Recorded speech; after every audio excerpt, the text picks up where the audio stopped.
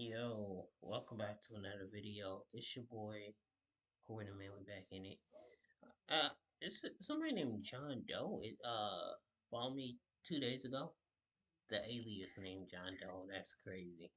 Anyways, we ready to get right into it. Subscribe today. Follow me. I make content. This is Toy Story 5 needs Andy.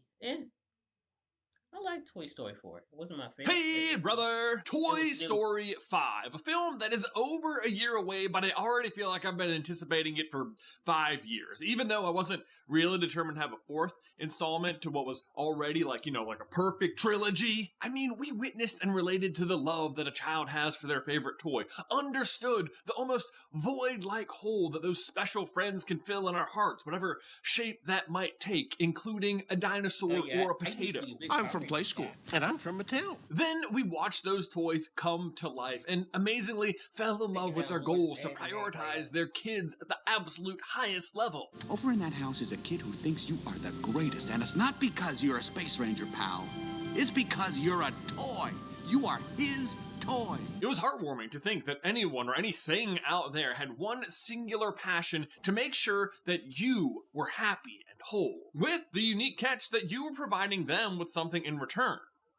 Purpose. Because in so many ways, Woody, Buzz, Jessie, Potato Head, Rex, Slink, Ham, and the rest of the gang could give our childhood selves a huge sense of comfort. At times, maybe even make us feel less alone. Then as we all grew up, it was easier to relate to the goals of the toys themselves, the caretakers of children who will go to extraordinary lengths and fight hard for a child's happiness. And I think it's those emotions that tie us so tightly to the goals and ambitions of Woody and friends. Like, they're looking out for the child in all of us and serving as reminders to the importance of bringing joy to the little ones in our own lives. So with that in mind, we asked ourselves, in a world of sequels on top of sequels and reboots and team-ups and cash grabs, what on earth could Toy Story 5 actually do to win our hearts? And I would argue that us, the audience, and the toys themselves would have the same answer. That Toy Story isn't a Toy Story without Andy.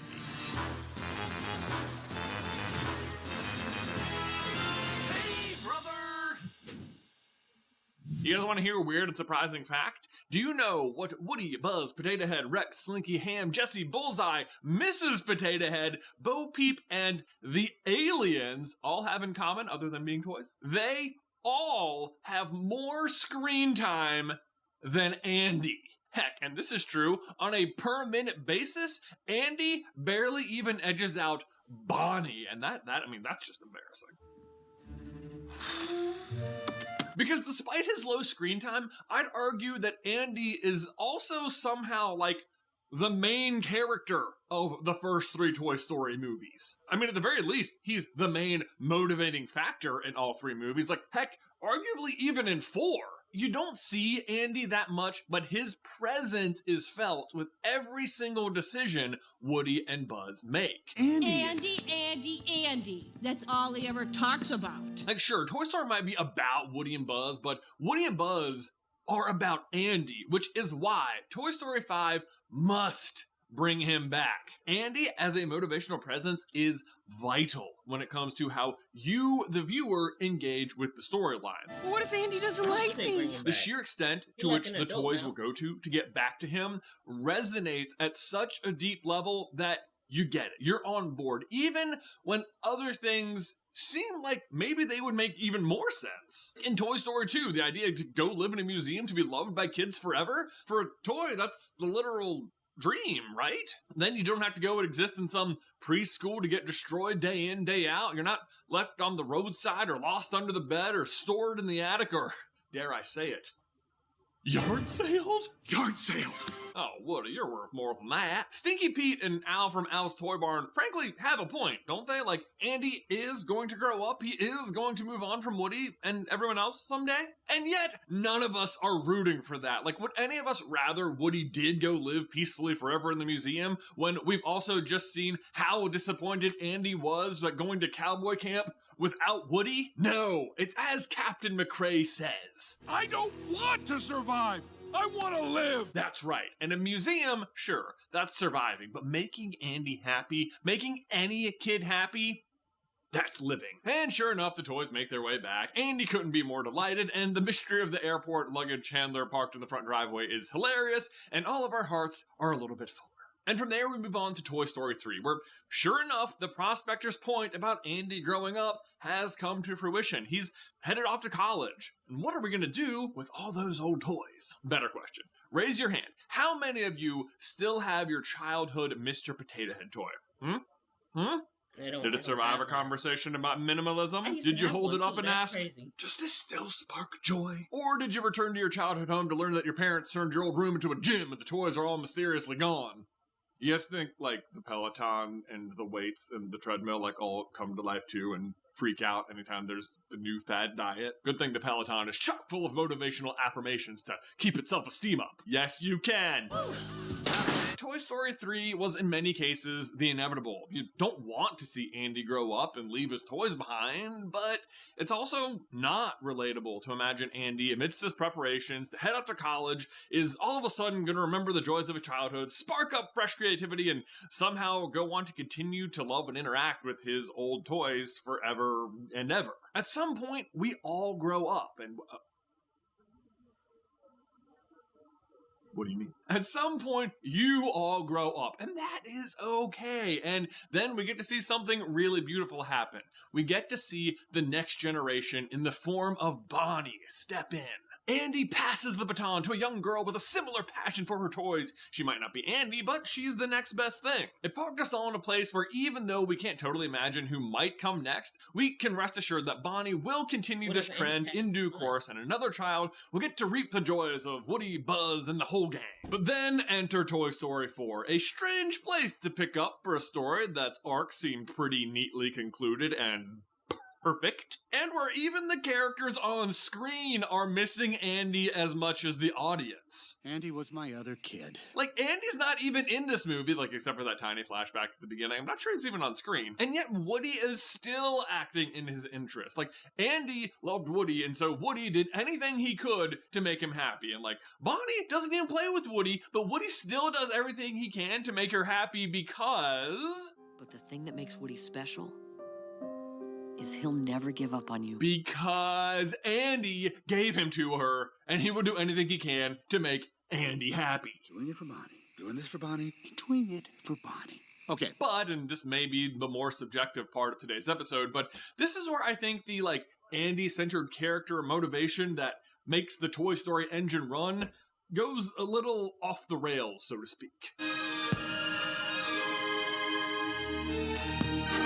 Like I mentioned earlier, Toy Story 2 suggests that the best possible life for Woody would be getting to go to a prestigious collection in Japan, to be safely admired by children the world over, a kind of immortality, so to speak. But then Toy Story 3 presents a new version of this in the form of the life cycle of toy, like bring your kid joy and happiness, expand their creativity, provide comfort, and just as importantly, company in times of need. Andy went through it, Bonnie went through it, and somehow, someway, our toys will always have a home, will always have a purpose. But Toy Story 4 plays with these motivations in a way that hits me less to my core. Like, Woody finds new purpose again with the carnival. He assumes a noble role of traveling from town to town, helping to pair kids with toys by, I don't know, helping them cheat at carnival games? Robbing them of the success of getting that lucky shot? Come on, Woody. Also, I'm not sure what kind of immortality they're hoping to get out of this if the carnival goes under. I mean, Woody's in for a rude awakening when he realizes carnivals kind of like break down for the year at winter. No, obviously, I don't think immortality is even the objective here, but I also don't heavily relate to this theme of the toy helping other toys find their kids, at least not in the same way that I related to Bonnie and Andy having their own beloved toys that go with them everywhere. But the reason I don't think it resonated, and I hope you'll all agree with me, is because the point of toys is to be played with, not to, you know, achieve self-actualization at a carnival. Either way, I'm sure Woody and Bo are going to realize that again at some point, because Toy Story 5 is set to reunite the whole gang yet again to take down a new threat. Screens! And that's basically the entirety of what we know about Toy Story 5 so far.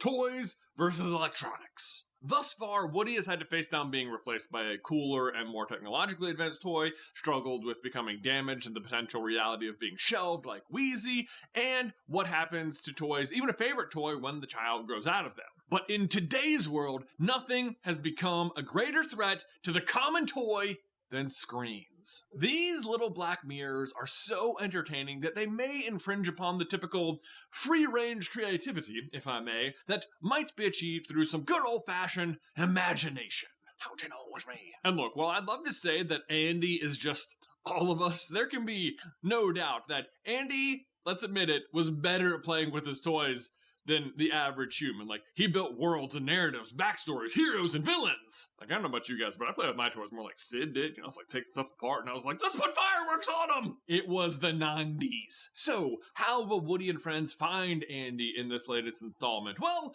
I'd like to think that he grew up with us. For those of us who saw Toy Story in theaters for the first time back in 1995, the target audience would have matched that of a young 6-year-old Andy.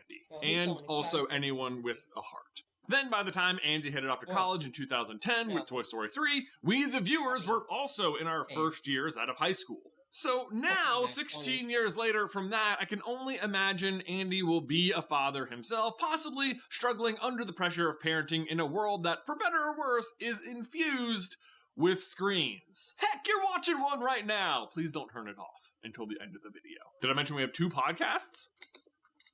At this point, Woody would have been on the road with the carnival for quite some time, and maybe that carnival is making its way back to Tri-Town. Heck, maybe he even just spots Andy and his kid and wife at the carnival and just can't help lifting his boot to see the faded remains on the underside.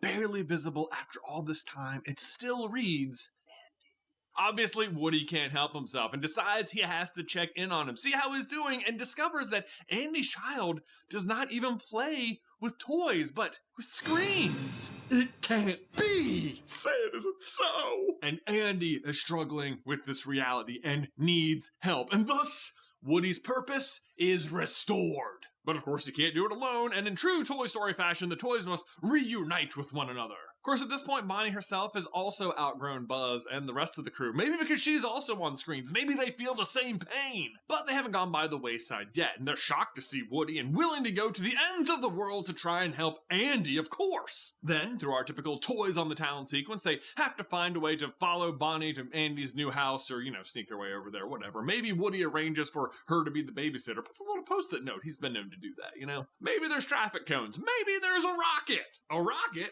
Rockets explode! To infinity and beyond! But hey, from there, boy, sky is the limit. I mean, can the screens come to life? Do they distract Rex with enticing new mobile games? My source of power! And who did Handy marry? Could it be the literal childhood girl next door? Hannah! Oh, Hannah! And maybe Uncle Sid drops in for dinner. His love for mismatched toys never died, and Lotso Huggin' Bear was recovered from the grill of his garbage truck, and now he has an axe to grind with the team. My personal headcanon for Sid is that while he does work as a garbage man in Toy Story 3, he's collecting interesting garbage and transforming it into wild works of art like he did when he was a kid. I made it into a squirrel. Like he really took Woody's words to heart, but I do have to think that if he sees Woody again, that could bring back some trauma. We toys can see everything.